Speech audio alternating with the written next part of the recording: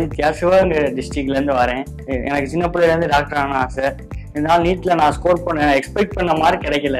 இருந்தாலும் என்ன பண்ணுறது அப்படின்னு யோசிச்சுட்டு இருக்கும்போது தான் கிடைச்சது நிஷான் கன்சல்டன்சி. அங்கே வந்து நாங்கள் கேட்டோம் எம்பிபிஎஸ் அப்ராடில் பண்ணலாமான்னு.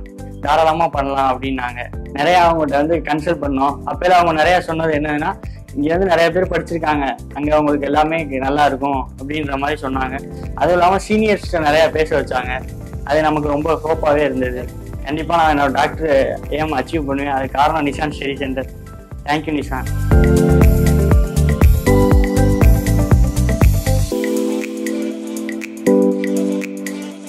ஆதித்யா, நான் சென்னையிலேருந்து வரேன்.